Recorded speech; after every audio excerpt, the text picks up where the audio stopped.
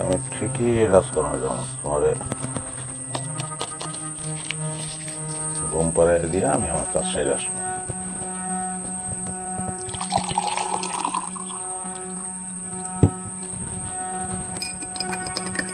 তোমার ঘুমাইতে থাকবা আর আমি আমার কাজটা সেরে ফেলবো।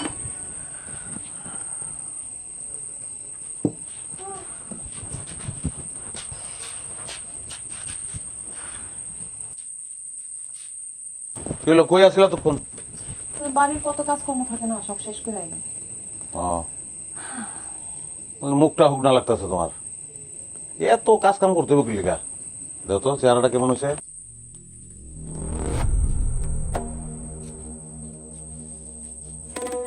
পানি খাও।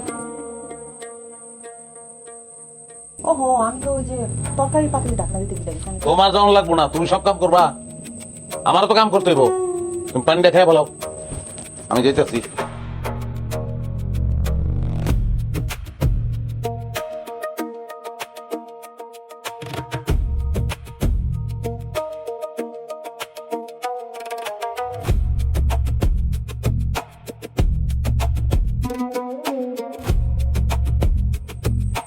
হেনা, হেনা, হেনা, কাম তো হয়ে গেছে, এত জলদি অ্যাকশন।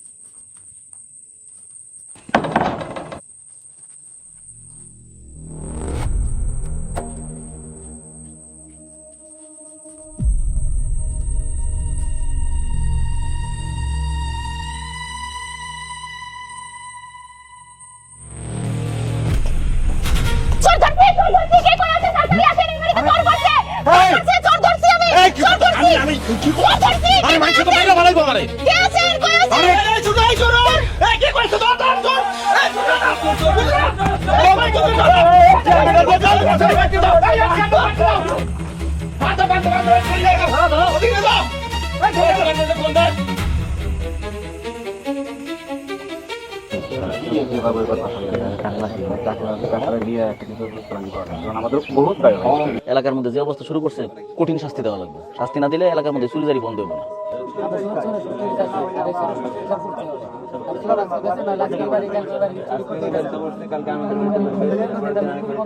সবাই আপনি থামেন, কি শুরু করছেন? এত কথা কইলে বিচার কার্য পরিচালনা করা তো মুশকিল। জি মোখলেস, তুমি কোনো কথা কো না।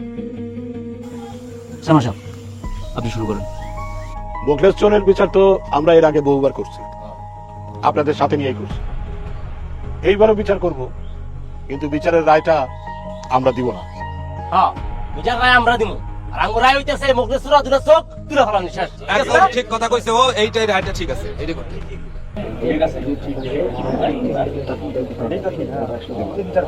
এই থামেন আপনারা, খালি কথা আর কথা।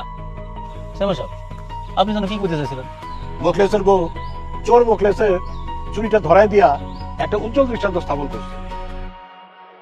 এরকম দৃষ্টান্ত আমি কখনো দেখিনি। হ্যাঁ সামা সাহেব, আপনি ঠিক কথা কইছেন। আমিও কখনো দেখি নাই কোন স্ত্রী তার স্বামীরে কইছে, স্বামী আর অপরাধ কইরো না, আমার এত সুখ শান্তির দরকার নাই। কোন সন্তানের শুনি নাই আমাকে আর এত বিলাসিতার দরকার নাই, আব্বা তুমি আর হারাম উপার্জন কইরো না।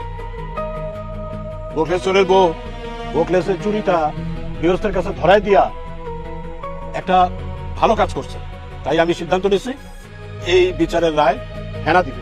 এটা কি করেন সেনা সাহেব? হেনা মেয়ে মানুষ, তার দিল নরম। তাছাড়া দিন শেষে চুরের বই তো সে স্বামীর প্রতি তার দয়া কাজ করবে। ওর বিচার এইভাবে হইব না, তার বউ করতে পারবো না। ওরে আমগুলাতে ছেড়ে দেন, সঠিক বিচার আমরা করবো। ওরে পাড়ায় মারা উচিত, এটাই হওয়া উচিত। কি করেন আপনারা? এত কথা কিসের, এত কথা কোকা? একটু চুপ করে থাকো। আমার একটা কথা আছে, এই চোরের ঘরে আমি আমার মাইয়া দিব না, আমি তারা ফিরিয়ে নিতে চাই। সঠিক সিদ্ধান্ত। কেন আব্বা? যখন আমি তোমারে বলছিলাম যে ও একটা চোর, তখন তো আমার কথা শুনো নাই। কার সাথে আমার বিয়া দিয়ে দিছো? আমি তোমার সাথে যাবো না। আপনারা আমার বিচার করতে বলতেছেন তো, আমি আমার স্বামীর বিচার করুন, উপযুক্ত বিচারই করুন। আমি চাই না সে আর হারাম উপার্জন করুক। তার হারাম উপার্জনের টাকায় আমি চলতে চাই না। সে যদি পুরুষ হয়ে হালাল উপার্জন করতে পারে করবে, তা না করতে পারলে আমি নারী হয়ে তার উপার্জন করে খাওয়াবো। দরকার হলে মানুষের বাড়িতে আমি কাজ করব, তাও এই চুরির টাকায় আমি আর চলতে চাই না। একটা নারী তার স্বামীর কাছ থেকে আর কি চায়? একটা সামান্য জিনিস চায়, যে তার স্বামী ভালো একটা মানুষ হোক। এটাতেই তো একটা নারীর সুখ। ভালো কথা বলছেন এটা। তোমার কথা শুনে খুব খুশি হয়েছি। কিরে মুখলেস, তোর বউ কি কইছে শুনছস? জি শুনছি। আসলে আমি যে অন্যায় করছি সেটা অনেক বড়।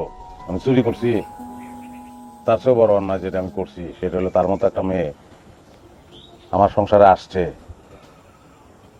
তারপরেও আমি শুধরাই নাই। তার মতন একটা মেয়ে আমার সংসারে আসার তো কথা না। আমি তারা পাইছি, কিন্তু সেটা মূল্যটা আমি দেই নাই। আর মূল্যটা যে দেই নাই সেটা আমি এতদিন বুঝি নাই। আজকে আমি বুঝতেছি। আমি সবার কাছে মাপ চাই, আপনারা যদি দয়া করে আমারে মাফ করে দেন সবাই, তাহলে আমি আমার বাকি জীবনটা ভালোভাবে কাটাইতে চাই।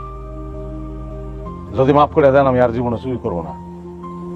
আমি আমার বউর সঙ্গে সুখে সংসারটা করতে চাই। মাফ চাই আপনার সবার কাছে।